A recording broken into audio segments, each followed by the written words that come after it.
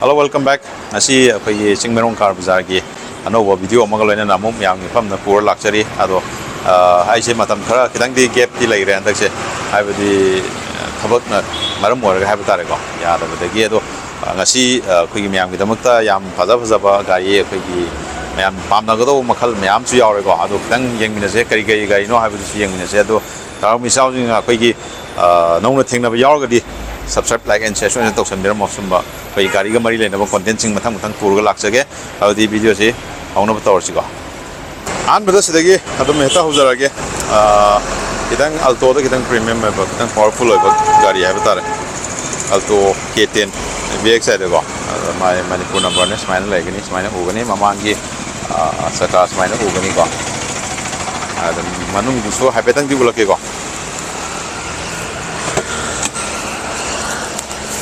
manung semai nó ủ cái này bỏ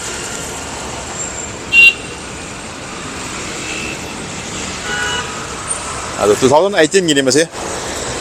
ado kamagi koi maman hai tare gari sigi maman je koi 2,95,000 main lagi gini bỏ gari sedam yang pada silver color koi re masa na le go masa na nam sin na bai ka gari koi rồi mà thằng kia muốn làm cái đó muốn auto so da mulai auto da bagi angang bom ga ngom ga lei ko si angang besina 2013 yo doi ne ada magi price sai tare 2,38,000 smile lai gani ko si su yeng bio air shudum balna dum kena to bo yar ya tare mai lai gani kilometer 29 mukki sang thore ko 29,000 ada 2013 gini manung du se ya pe usar ke manung gina smile ủ gani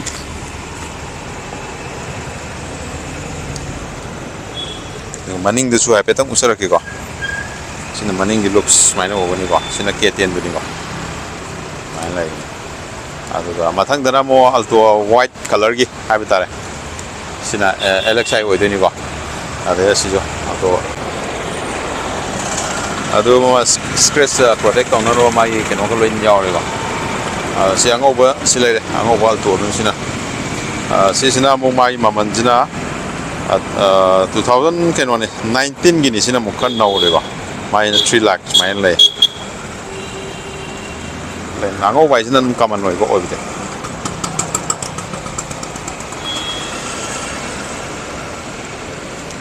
bet manung ju sar ki ko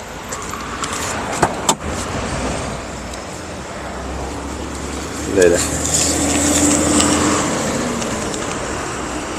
Zoom nali sih kok, an kadang sama nari hai betul, guys.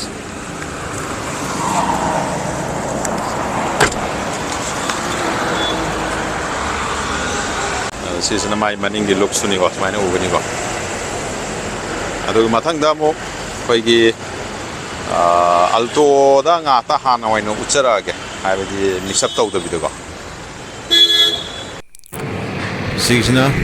alto Khara libu tu ni 2012 ini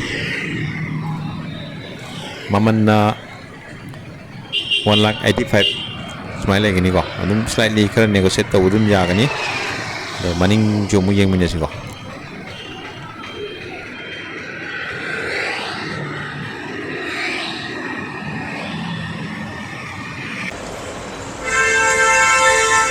alto lak singai da A-star maglay ko to model ni jadi saya ko magi kan carry condition smile ni lay condition smile lagi ni ada manung diso usar ke smile lagi ni ko ada masih 2010 gi ko ada masih ada kimatik yang neat and clean da padana lay gari se ko ada mai maman jina 2,10,000 smile lagi ni mama ni smile over ni ko aduh mathang da mo khoi ge alto sina blue 2014 gini ko 14 last hai betare aduh magi price na khoi 2,55,000 smile lagi ART loin mak condition je ning na doi lei re manung ge interior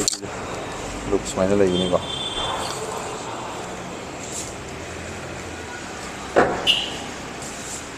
साइडꯇगी सुमाइना उगनी अदुगा सिजना कोगी to कनोने Jin grey colour दा मु लेले सिदा 2016 गी को price ना 2,70,000 India season नाले को साजा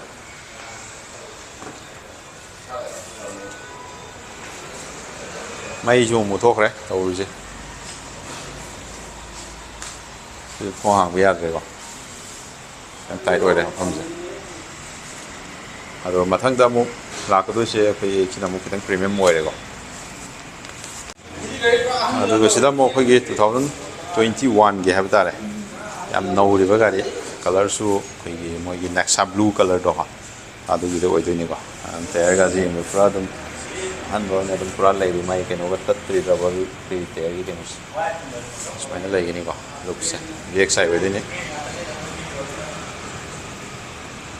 टर्न इंडिकेटर्स है अखोई साइड ऑर्बियम दगा लो यावेको अदो मागी प्राइस डिमांड प्राइस हाब तारे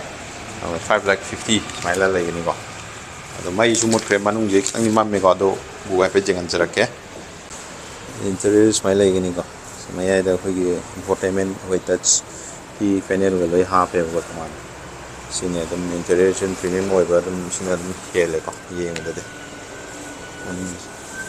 सेट की लेदर याम थिना कंडीशन याम पन यावरी मनुंग से स्माइल लेगिनिको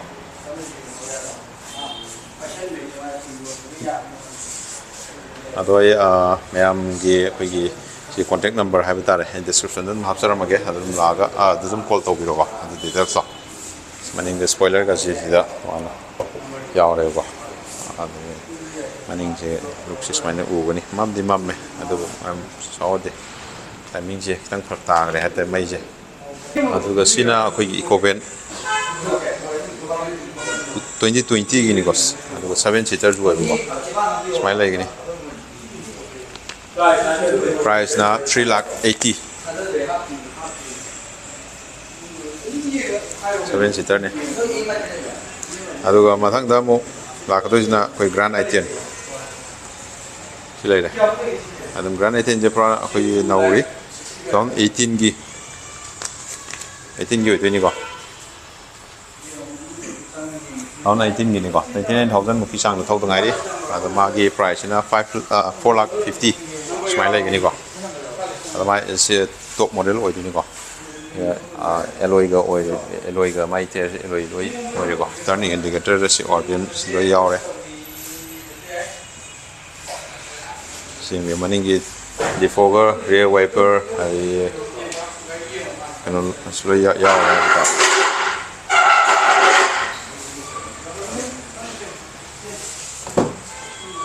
इंटीरियर से तंग मम्मे को माइ तौदबदि हाब तारे अदुगा अखोई पाइदगी लेटेस्ट हाब तारे सिलाइरे 2023 टॉप W8 को एलोई वी लोई ओइरानी को सिंगिरो सिमानिंगी केनो सिमिरो कोई अनोबो लोगो सिदा महिंद्री को डिफोगर यावरे रियर वाइपर यावजरे सेंसर को लोई सिदा लोई उरे को W8 मागी वेरिएंट को सिनी कलर सु येंगबदे हम फजेको गोल्डन कलर हाइड्रा सिक्स ममांगी लुक्सनेस माइनो उगनिको हम गाड़ी से येंगबदे हम फजरिको पूरा ब्रांड न्यू पैगी यूज ता लाखदे ममन जे हम थिना होंदर निको मागी प्राइस से 15 लाख स्माइल लेगनी हान बले तो only kilometer 2000 खतंग थाउ गाड़ी गाड़ी ओइदोनि को अदुन सुंथाउ थाउ द्रिबा चालु ता द्रिबा गाड़ी को मनि को अदम सेदम कंसिडर तौबा याय हाने खले को अदो ममन दम स्लाइडली नेगोशिएट तौबसु यानी अदुगा कना को मिसिन आउना अखोइगी मफम सि खंगदबा यारगो सोय अमतंग हाइजरके अखोइगी चिंग मैरोंगी कोंगानी कार की हेक अखोइगी वेस्टर्न साइड दा अखोइगी ऑयल पंप लेबदो अदुगे हेक थांगना लेरबनि को सि मनुंगी इंटीरियर दुनिसिना अदो हजिक की लोन की खुद चाबदी लेरी अदो सी कंसीडर तब याब गाड़ी ओइगो मफम जी कॉन्टेक्ट नंबर है तारेको डिस्क्रिप्शन हापचरमे कॉन्टेक्ट तौर ताना लाग ꯑꯗꯨꯝ ꯌꯦꯡꯕꯤꯕ ꯌꯥꯔꯅꯤ ꯍꯥꯏꯕ ꯇꯥꯔꯦ